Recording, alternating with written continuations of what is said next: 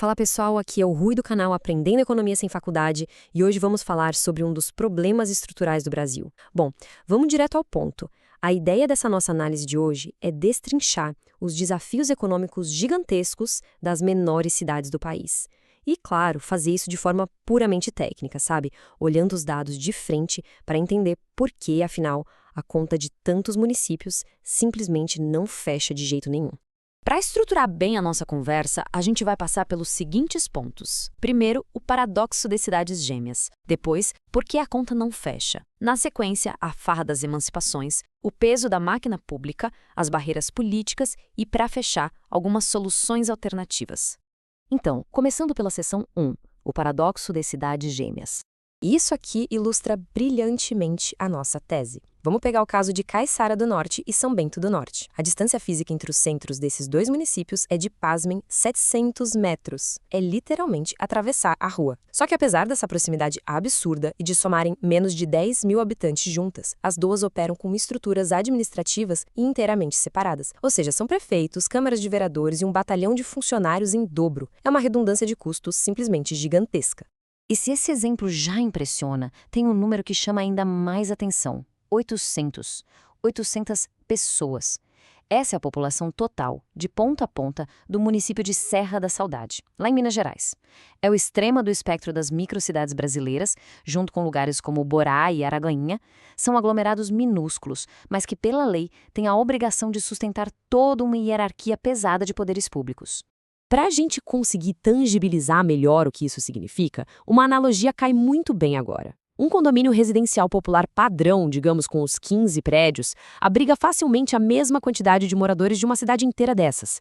A diferença brutal é que os moradores do condomínio rateiam as despesas de um único síndico.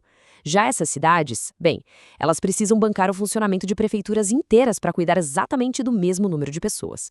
Faz sentido? O que nos leva à seção 2. A conta não fecha. Vamos olhar para o déficit sistêmico. O tamanho desse impacto é claríssimo quando a gente olha para os números.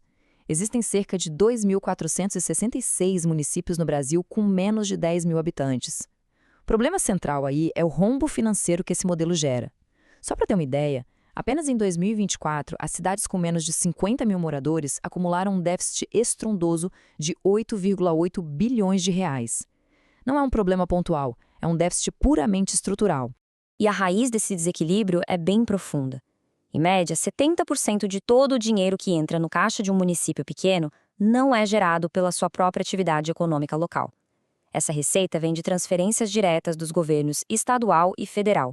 Isso cria uma dependência quase que total e, na prática, inviabiliza qualquer autonomia que essa cidade pudesse ter.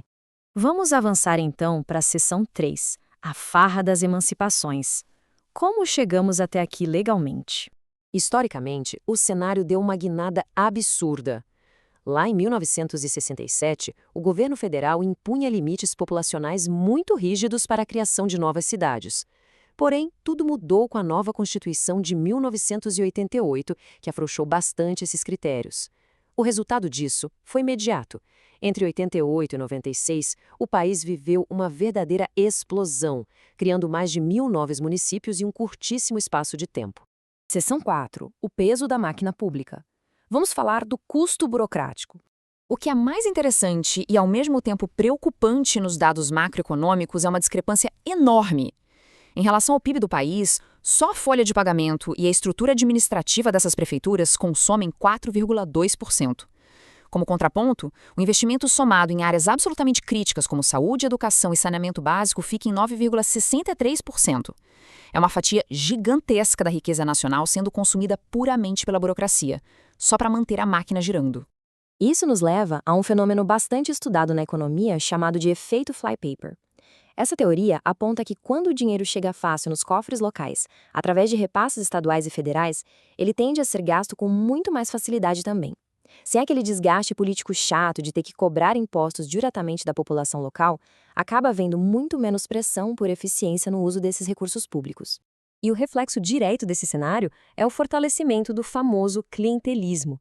Em cidades muito pequenas, onde faltam indústrias e sobra dinheiro de repasses, a prefeitura acaba virando a verdadeira dona da economia local.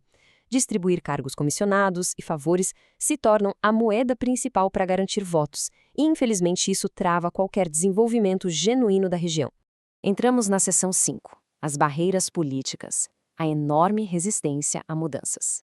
Uma evidência claríssima dessa barreira é o Projeto de Lei Complementar 137, lá de 2015. O objetivo do texto é frear novas emancipações infundadas, estipulando mínimos populacionais super rigorosos e exigindo arrecadação local de verdade. Mas, apesar de ser uma solução técnica excelente para estancar a sangria de gastos, ele está totalmente travado no Congresso Nacional há 10 anos. É que fica muito difícil extinguir ou fundir cidades quando prefeitos e vereadores lutam ferozmente para proteger os próprios mandatos, não é mesmo?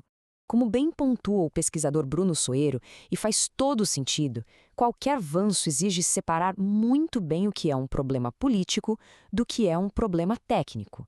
A criação e o suporte financeiro de um município precisam urgentemente voltar a seguir lógicas demográficas e contábeis reais. A gente tem que isolar essa pauta do puro e simples interesse de formação de currais eleitorais. Finalmente, seção 6, soluções alternativas, os caminhos viáveis. Então, um ponto crucial aqui é entender que existem sim caminhos viáveis já elaborados por especialistas. Eles variam de intensidade, claro.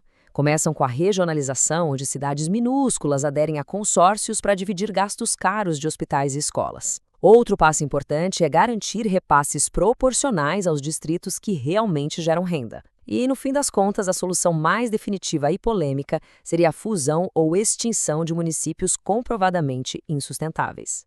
É absolutamente vital a gente ouvir os especialistas da área. O advogado Guilherme Barcelos, por exemplo, alerta categoricamente sobre esse ponto. Sem barreiras legais extremamente rígidas, qualquer movimento motivado por arranjos políticos locais vai continuar resultando em emancipações insustentáveis. Isso suga recursos preciosos que, sejamos francos, seriam infinitamente melhor aplicados em infraestrutura de verdade para o país. A gente fecha essa análise com uma reflexão necessária. Se a taxa de natalidade no Brasil está caindo e a juventude continua migrando em massa para os grandes centros em busca de emprego, qual vai ser o destino dessas máquinas públicas que hoje já são insustentáveis? O relógio demográfico não para, pessoal. A necessidade de repensar a nossa gestão pública com coragem e técnica nunca foi tão urgente.